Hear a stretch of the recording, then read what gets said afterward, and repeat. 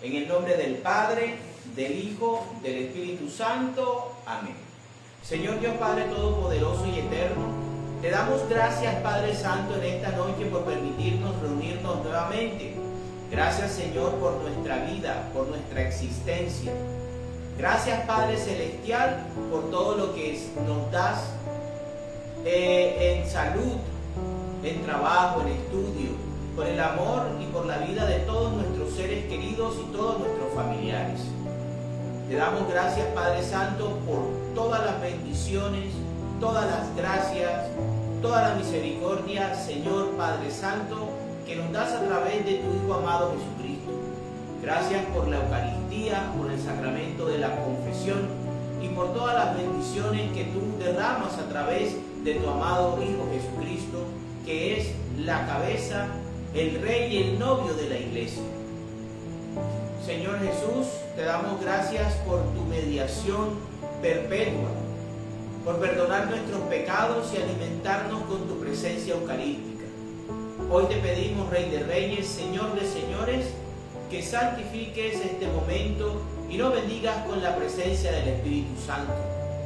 Tú, como sumo y eterno sacerdote, te pedimos, Señor, que perdones nuestros pecados, porque hemos pecado contra ti, contra el Padre y contra el Espíritu Santo, de palabra, de obra, de pensamiento y de omisión. Espíritu Santo, en esta noche queremos pedirte que vengas y nos ilumines, nos bendigas, y que todo lo que leamos, reflexionemos y meditemos, sea para tu gloria, sea para la gloria del Padre y de nuestro Señor Jesucristo, y para el fortalecimiento y crecimiento de la Iglesia. Santísima Virgen María, te pedimos también tu acompañamiento, tu bendición, tu intercesión permanente. Madre Santa, Reina de los Ángeles, te pedimos que medies también, que intercedas por Colombia, por la situación social, política y económica de nuestro país. Y en esta noche te pedimos que nos cubras con tu manto sagrado.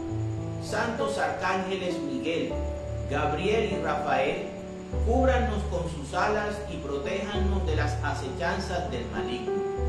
En el nombre del Padre, del Hijo y del Espíritu Santo. Amén. Capítulo 7 del primer libro de Samuel. Fueron entonces los habitantes de Kiriat Jearim y se llevaron el arca del Señor y lo metieron en la casa de Abinadab, la cual estaba en una colina. Luego consagraron a su hijo Eleazar para que lo cuidara. Samuel, caudillo de Israel. 20 años pasaron desde el día en que se colocó el arca en Kiriat Jearim, y todo Israel buscaba con ansia al Señor. Por esto, Samuel dijo a los israelitas: si ustedes se vuelven de todo corazón al Señor, deben echar fuera los dioses extranjeros y las representaciones de Astarte, y dedicar sus vidas al Señor, rindiéndole culto solamente a Él. Entonces Él los librará del dominio de los filisteos. Los israelitas echaron fuera las diferentes representaciones de Baal y de Astarte y rindieron culto únicamente al Señor. Después Samuel ordenó: reúnan a todo Israel en Mizpá, y yo rogaré al Señor por ustedes. Los israelitas se reunieron en Mizpá y allí sacaron agua y la derramaron como ofrenda al Señor. Aquel día ayunaron y reconocieron públicamente que habían pecado contra el Señor. Allí en Mizpá Samuel se convirtió en caudillo de Israel. Y cuando los filisteos supieron que los israelitas estaban reunidos en Mizpa, los jefes filisteos marcharon contra ellos. Los israelitas, al saberlo, tuvieron miedo y le dijeron a Samuel: no dejes de rogar al Señor nuestro Dios por nosotros, para que nos salve del pecado de los filisteos, del poder de los filisteos. Samuel tomó un corderito y lo ofreció entero en holocausto al Señor. Luego rogó al Señor en favor de Israel, y el Señor le respondió. Cuando Samuel estaba ofreciendo el holocausto, los filisteos avanzaron para atacar a los israelitas. Entonces el Señor lanzó un trueno enorme contra ellos y los asustó. Y de este modo fueron vencidos por los israelitas. Inmediatamente salieron los israelitas de Mizpa a perseguir a los filisteos, y los atacaron hasta más abajo de Bet-Car. Después tomó Samuel una piedra y la colocó entre Mizpa y Sen, y la llamó Eben-Ezer, pues dijo: hasta ahora el Señor nos ha ayudado. Los filisteos fueron derrotados y no volvieron a invadir el territorio de Israel y del territorio israelita. Y mientras Samuel vivió, el Señor estuvo contra los filisteos. Las ciudades que los filisteos habían tomado a los israelitas, desde Ecrón hasta Gat, volvieron a ser de Israel. De esta manera, los israelitas liberaron su territorio del dominio filisteo, y hubo paz entre los israelitas y los amorreos.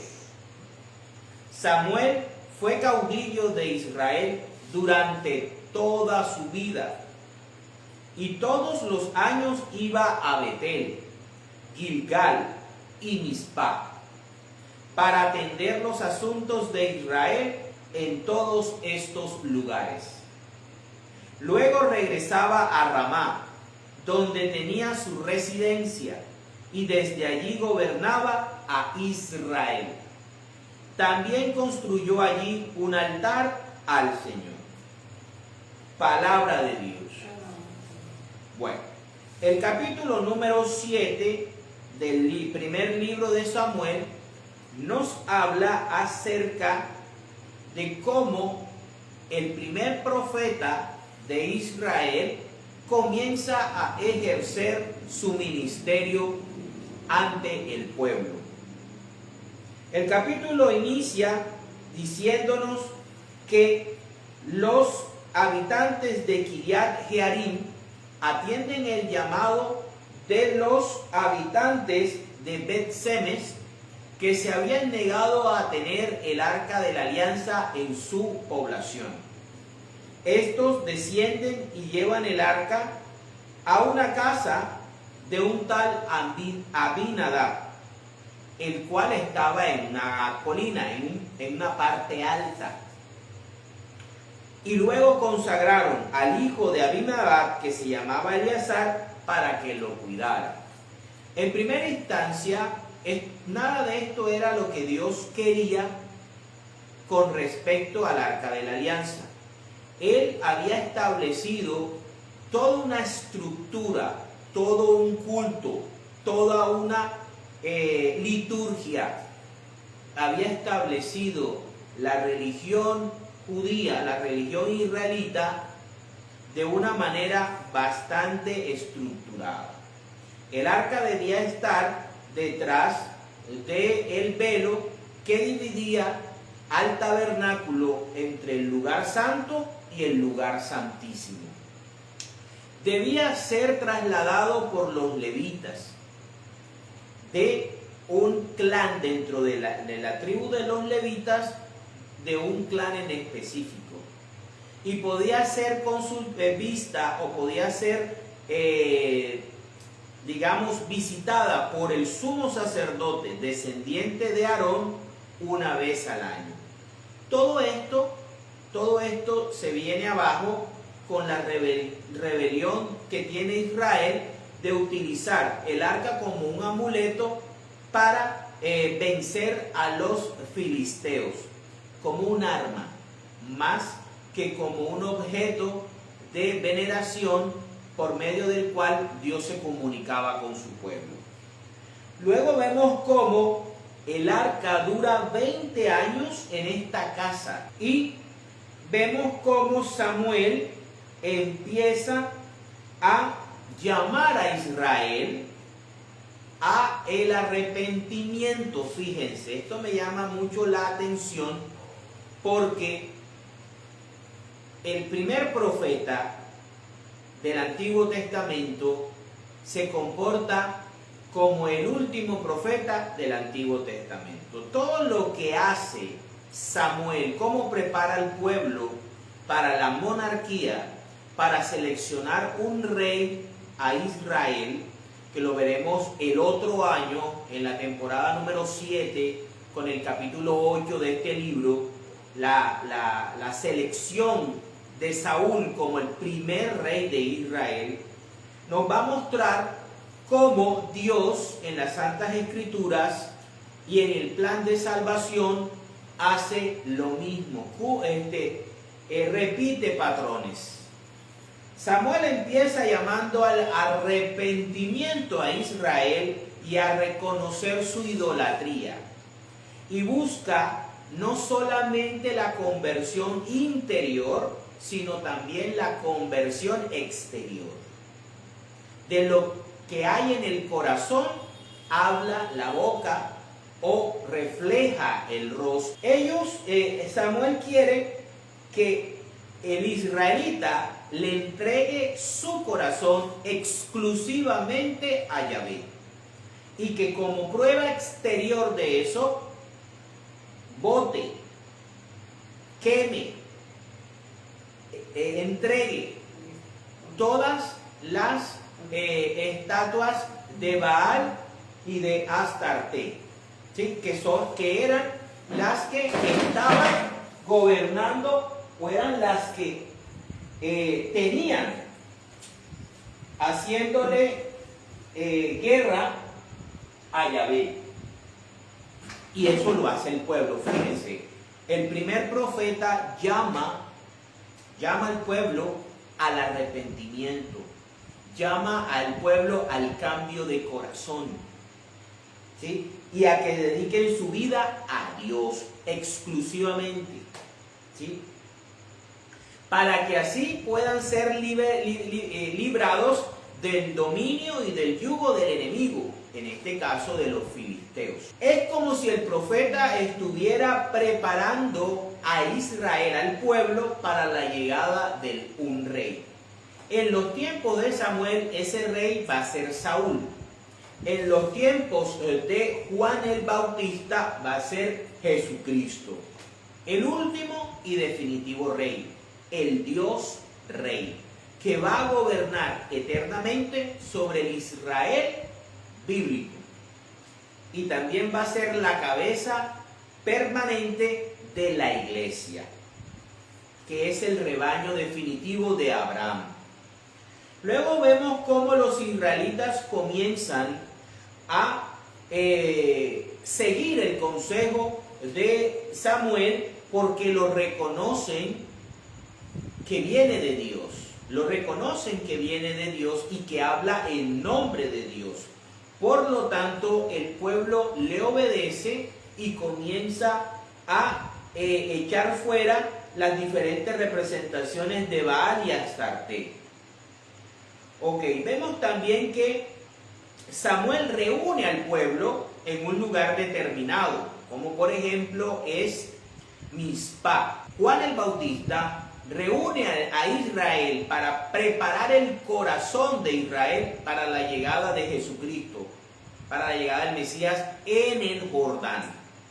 Es en el Jordán donde empezó toda la historia como nación de Israel, donde Juan el Bautista, el último de los profetas de Israel, llama al pueblo para que se arrepienta, para que públicamente exprese sus pecados y preparen el corazón para la llegada del Mesías, para la llegada del Dios Rey. Fíjense que todo está sincronizado perfectamente. Dios lleva el plan de salvación tan milimétricamente que el primero de los profetas con el último de los profetas están sincronizados a mucho detalle. Vamos a verlo también. Dice: y allí sacaron agua.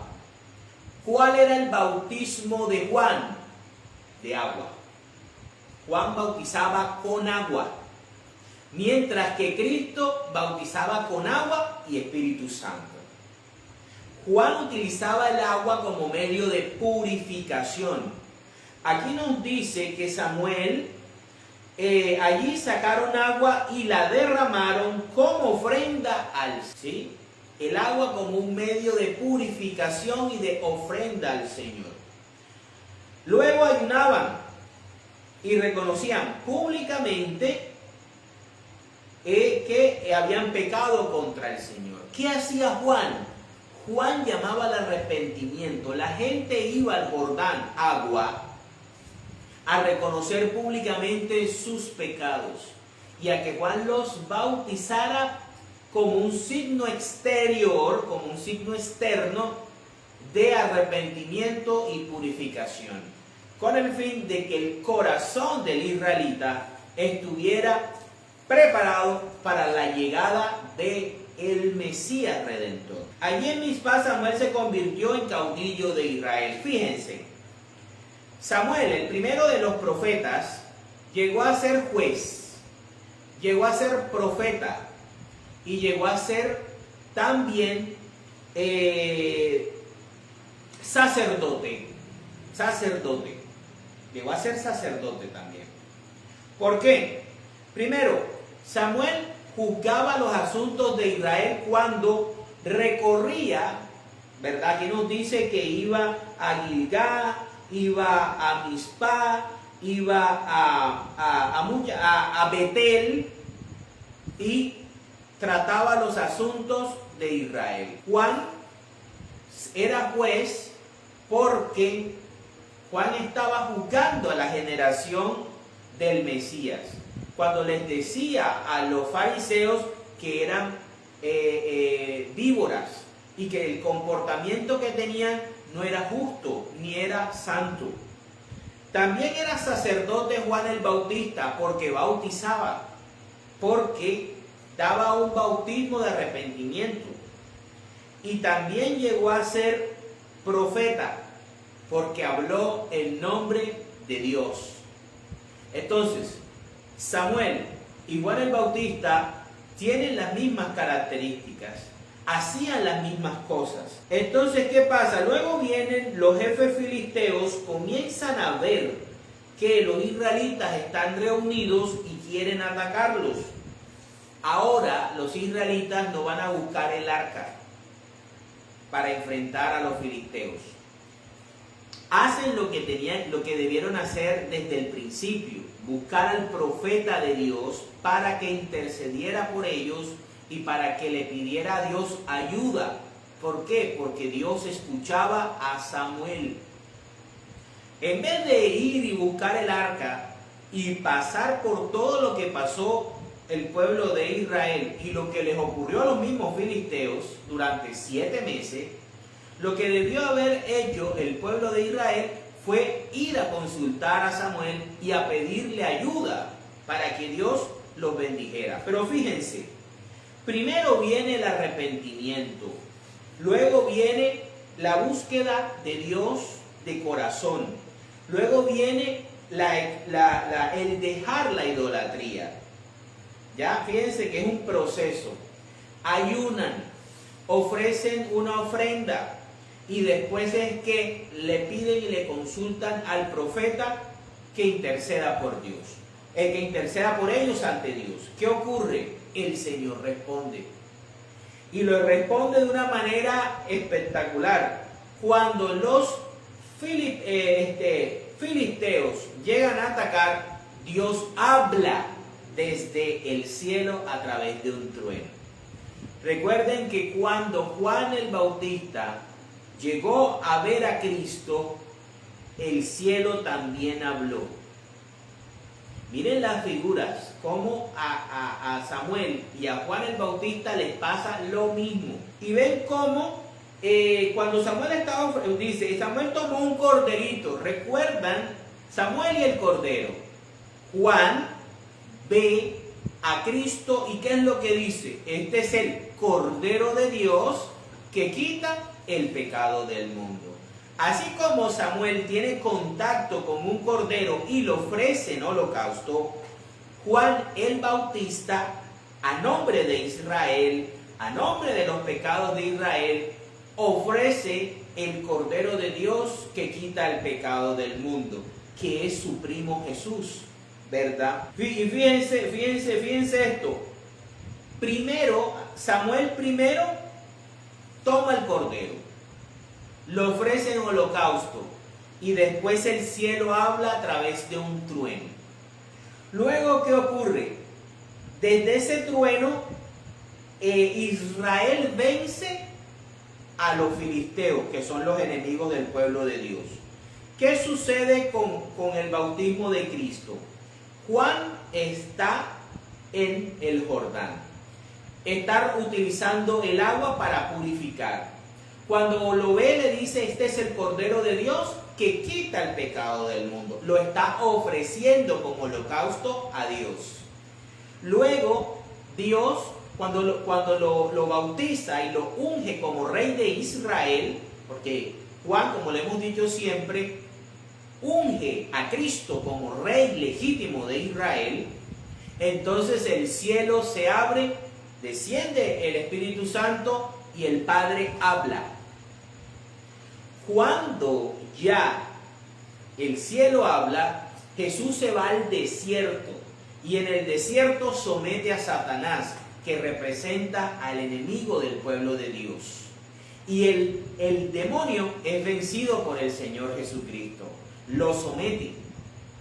Cristo va primero por la cabeza, que es el diablo, y lo somete en esos 40 días y en esas 40 noches que dura en el desierto, y cuando lo vence en las 3 tentaciones que le propone el demonio.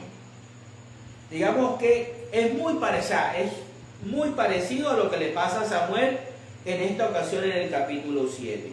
Y luego nos dice que el pueblo de Israel sale de Mizpá y persigue a los filisteos hasta Bet-car.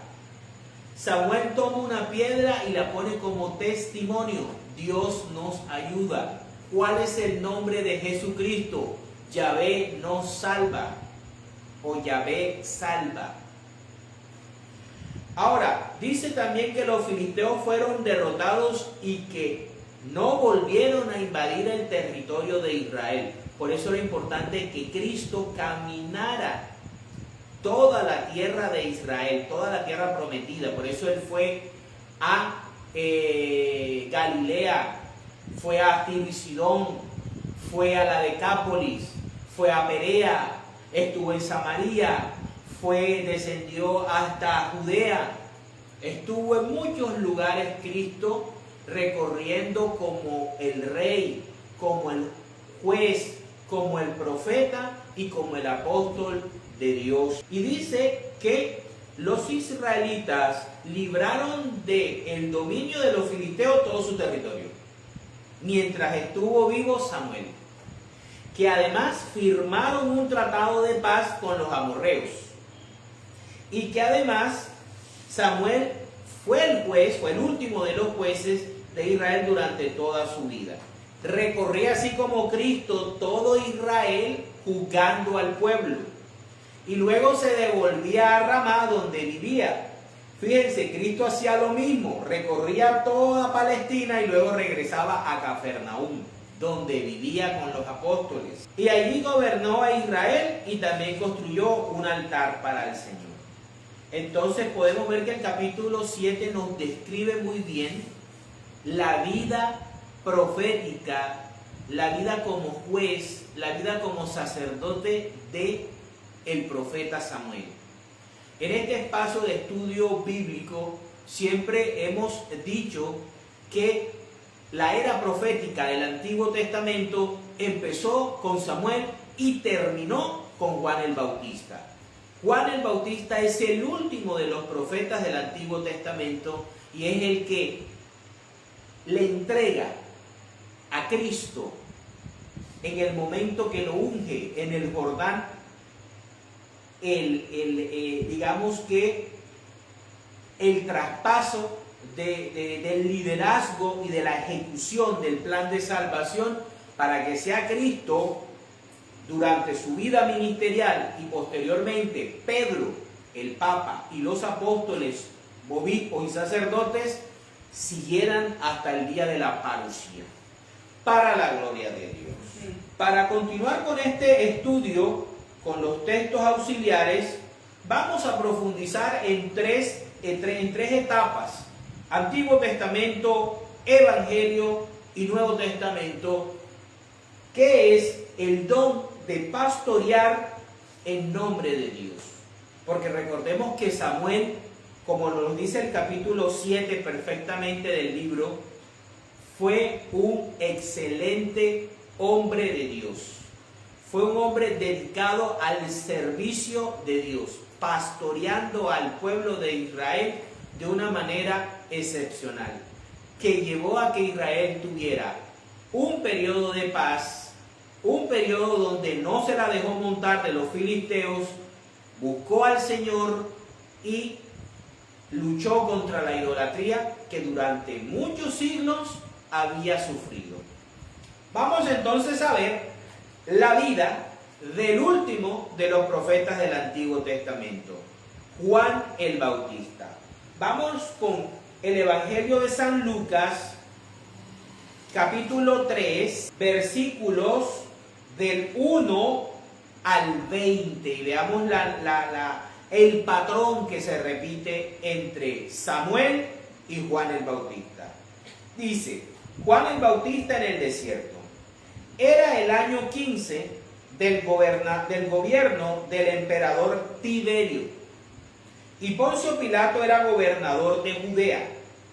Herodes gobernaba en Galilea, su hermano Filipo gobernaba en Iturea y Traconite, y Lisanías gobernaba en Abilene. Anás y Caifás eran los sumos sacerdotes. Por aquel tiempo, Dios habló en el desierto a Juan, el hijo de Zacarías. Y Juan pasó por todos los lugares junto al río Jordán, diciendo a la gente que ellos debían volverse a Dios y ser bautizados. Fíjense, otro dato muy importante. Samuel era hijo de una mujer estéril, de Ana, y su nacimiento es milagroso. Juan era hijo de Isabel, prima de la Virgen María, anciana y estéril. El nacimiento de Juan el Bautista fue tan sobrenatural que fue anunciado por el arcángel Gabriel a su papá Zacarías. Fíjense, el papá de Samuel era un hombre que iba todos los años a adorar a Dios en Silo, que era el Caná. Mientras que el papá de Juan el Bautista era el sacerdote del turno de Abías. O sea, era un hombre que adoraba a Dios también. Miren todas las similitudes. Samuel era nazareo. Juan el Bautista era un hombre que se había ido al desierto y era un hombre asceta. Vivía de comer miel y animales silvestres, vivía del agua y sus ropas eran de cuero, de cuero de camello. Y fíjense, dice, el Señor le habló en el Jordán representa el agua que purifica, diciéndole a la gente que ellos debían volverse a Dios y ser bautizados, lo mismo que hizo Samuel cuando en el capítulo 7 nos está hablando, para que Dios les perdonara sus pecados. Esto sucedió como está escrito en el libro del profeta Isaías. Una voz grita en el desierto: preparen el camino del Señor, ábranle un camino recto. Todo valle será rellenado, todo cerro y colina será nivelada. Los caminos torcidos serán enderezados y allanados los caminos disparejos. Todo el mundo verá la salvación que Dios envía. Cuando la gente salía para que Juan los bautizara, él les decía: raza de víboras, ¿quién les ha dicho a ustedes que van a librarse del terrible castigo que se acerca? Pórtense de tal modo que se vea claramente que se han vuelto al Señor. O sea, que no solamente sea un arrepentimiento interior, sino que también sea un arrepentimiento exterior. Dice, pórtense de tal modo que se vea claramente que se han vuelto al Señor, y no vayan a decir entre ustedes: nosotros somos descendientes de Abraham, porque les aseguro que incluso a estas piedras Dios puede convertirlas en descendientes de Abraham. Además, el hacha ya está lista para cortar los árboles de raíz. Todo árbol que no da buen fruto se corta y se echa al fuego. Entonces la gente le preguntó: ¿qué debemos hacer? Juan les contestó: el que tenga 2 trajes, dele uno al que no tiene ninguno, y el que tenga comida, compártala con el que no la tiene. Se acercaron también para ser bautizados algunos de los que cobraban impuestos para Roma, y le preguntaron a Juan: Maestro, ¿qué debemos hacer nosotros? Juan les dijo: no cobren más de lo que deben cobrar. También algunos soldados le preguntaron: ¿y nosotros qué debemos hacer? Les contestó: no le quiten nada a nadie, ni con amenazas ni acusándolo de algo que no hayan hecho, o sea, la calumnia, y confórmense con su sueldo. La gente estaba en gran expectativa y se preguntaba si tal vez Juan sería el Mesías. Pero Juan les dijo a todos: yo en verdad los bautizo con agua. Fíjense lo que yo les estaba diciendo, lo que hacía Samuel en el capítulo 7 de Primera de Samuel. Pero viene uno que los bautizará con el Espíritu Santo y con fuego. Él es más poderoso que yo, que ni siquiera merezco desatarle la correa de sus sandalias. Trae su aventador en la mano para limpiar el trigo y separarlo de la paja. Guardará el trigo en su granero, pero quemará la paja en un fuego que nunca se apagará. Esos son los 2 destinos que tenemos nosotros cuando morimos y vamos al juicio: o al purgatorio cielo, que serían los graneros, o al infierno, que sería el lago de azufre y fuego. De este modo, y con otros muchos consejos, Juan anunciaba la buena noticia a la gente. Además reprendió a Herodes, el gobernante, porque tenía por mujer a Herodías, la esposa de su hermano, y también por todo lo malo que había hecho. Pero Herodes a todas sus malas acciones añadió otra: metió a Juan en la cárcel. Palabra del Señor. Entonces vemos cómo aquí Juan el Bautista es no solamente el Elías que debía de venir, sino que también era en parte la finalización de la obra de que empezó Samuel.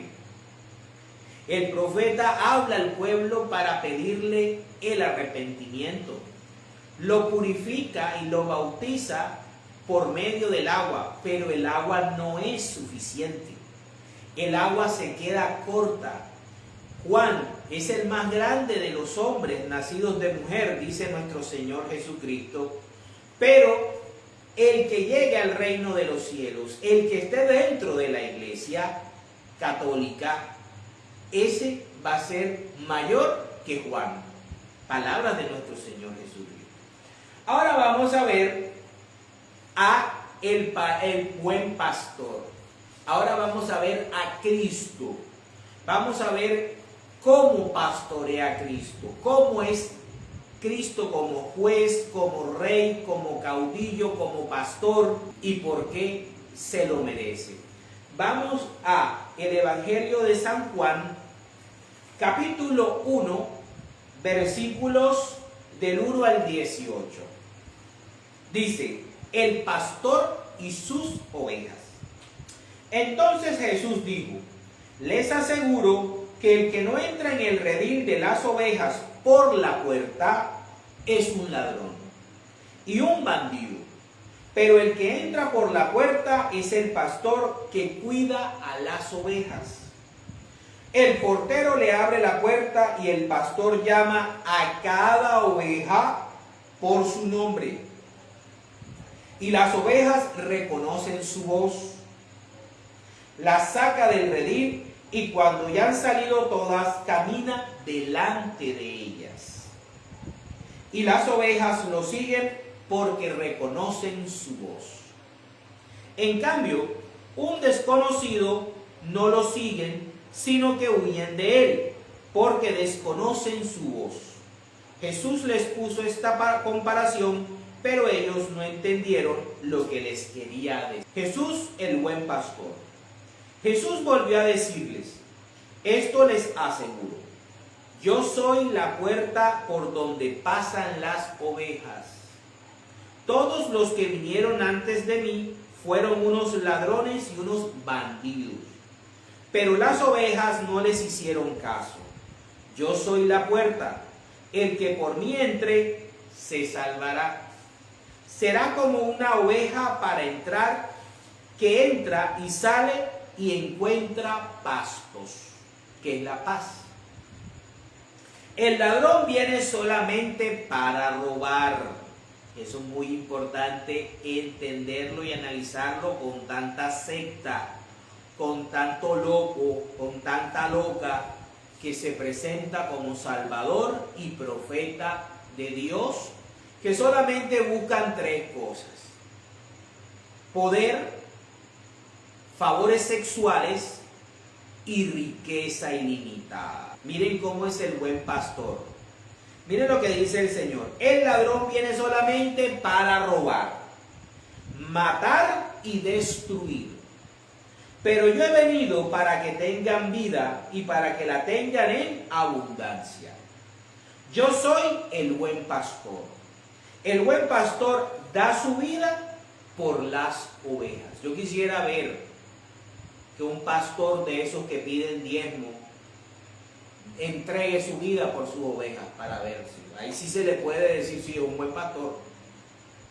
Pero es al revés. En estas sectas es todo lo contrario. Le exigen a las ovejas que se dejen trasquilar para darle gusto al pastor. O sea, es todo lo contrario. Dice, el buen pastor da su vida por las ovejas, pero el que trabaja solamente por la paga, cuando ve venir al lobo, deja las ovejas y huye.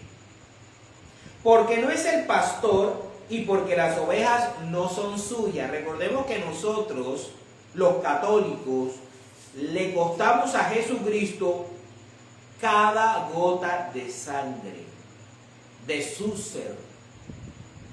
¿Cuánto cuestas tú, hermano católico, hermana católica? Cuestas la sangre de nuestro Señor Jesucristo. Por eso Él nos ama.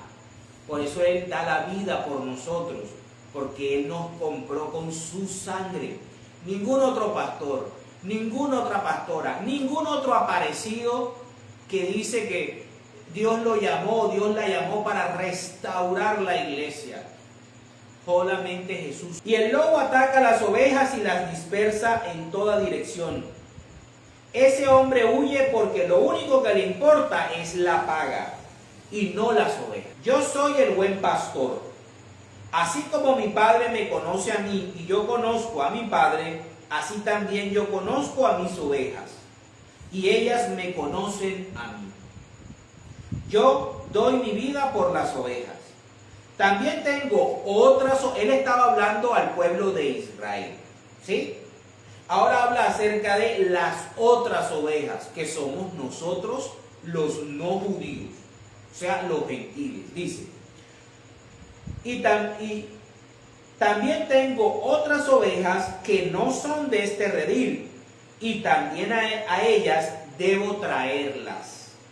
Ellas me obedecerán y formarán un solo rebaño. ¿Cómo se llama ese rebaño? Se llama Iglesia Católica Apostólica Romana, con los diferentes ritos que tienen comunión con el Papa. Y formarán un solo rebaño con un solo pastor, no 70,000 rebaños con diferentes pastores y diferentes doctrinas. El Padre me ama porque yo doy mi vida para volverla a recibir.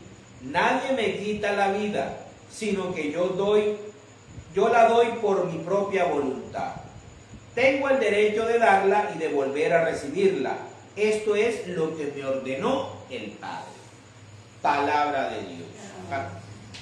Entonces podemos ver cómo el verdadero y único pastor que tenemos los cristianos se llama Jesús de Nazaret. Nosotros no necesitamos otro aparecido u otra parecida que nos traiga otro evangelio. Tenemos sí un mayordomo, un vicario, una persona encargada que tiene que responder por nosotros, porque el mismo buen pastor le dio esa orden a él y a sus sucesores a lo largo del tiempo. Entonces, ¿cuál es el rebaño de Cristo? A todo aquel que está en la barca de Pedro. Para terminar, vamos ahora a ver cómo deben ser los pastores de ese nuevo redil, compuesto por el remanente de Israel y el remanente de los gentiles que obedecieron el llamado de Cristo, que juntos forman la asamblea de los hijos adoptivos de Dios que nosotros conocemos como iglesia. Vamos a Primera de Timoteo, capítulo 3. ¿Cómo deben ser los que presiden? Si alguien aspira al cargo de presidir la comunidad, Samuel presidía la comunidad de los hijos de Israel, a un buen trabajo aspira. Por eso, el que tiene este cargo ha de ser irreprensible. La palabra de Dios nos habla del trabajo y de la vida de Samuel como un hombre irreprensible. Debe ser esposo de una sola mujer y llevar una vida seria, juiciosa y respetable.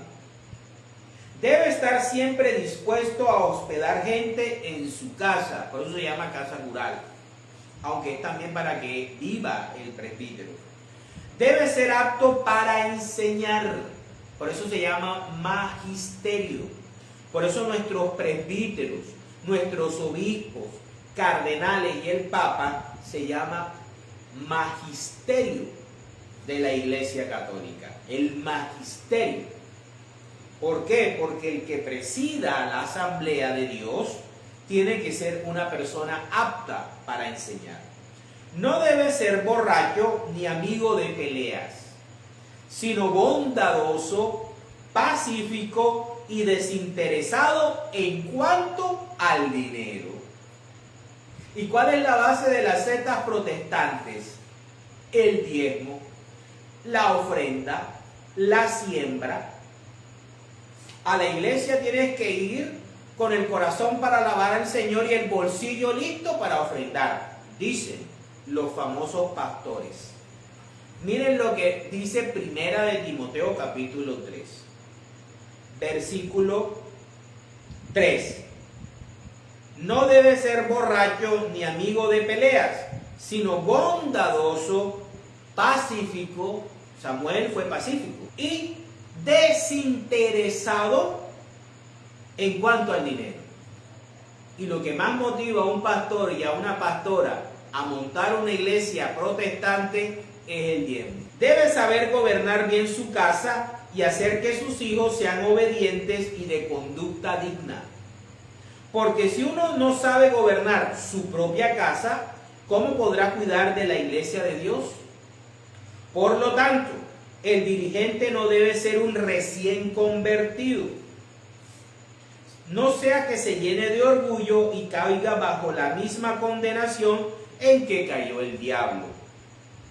También debe ser respetado entre los no creyentes para que no caiga en deshonra y en alguna trampa del diablo. Asimismo, los diáconos deben ser hombres respetables, que nunca falte a su palabra, ni sean dados a emborracharse ni a desear ganancias malavidas. Deben apegarse a la verdad revelada, no deben inventar nada nuevo, ni deben estar diciendo que ellos tuvieron una visión y que ahora las cosas se deben hacer de manera totalmente distinta, en la cual creemos, y vivir con conciencia limpia. Primero debe pasar un periodo de prueba y después, si no hay nada contra de ellos, podrán servir como diáconos. Igualmente, las mujeres deben ser respetables, no chismosas, serias y fieles en todo. Un diácono debe ser esposo de una sola mujer y saber gobernar bien a sus hijos y su propia casa. Porque los diáconos que realizan bien su trabajo se hacen dignos de un lugar de honor y podrán gozar de gran tranquilidad gracias a su fe en Cristo. Palabra de Dios. Entonces vemos cómo en el Antiguo Testamento había profetas, caudillos y jueces como Samuel y como Juan el Bautista, que prepararon el camino para la venida del rey. Samuel preparó el camino para la llegada de Saúl y Juan el Bautista preparó a Israel y preparó el camino para la llegada de Cristo, para la llegada de Jesús de Nazaret, el Rey Dios. Luego vemos cómo nuestro Señor Jesucristo nos dice que Él es el único pastor verdadero, porque Él nos compró con su sangre. Él entregó su vida por nosotros. Él vino a servirnos y a salvarnos a nosotros, no a que nosotros nos desvivamos por Él. Fíjense, aunque eso debe ser recíproco. Nosotros, Jesucristo sí se merece que demos la vida por Él. Y luego vemos cómo deben ser los que lideran a el pueblo de Dios, los presbíteros y los diáconos, para la gloria de Dios.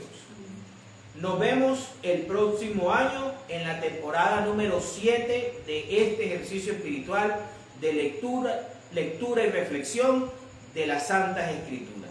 Nos vemos.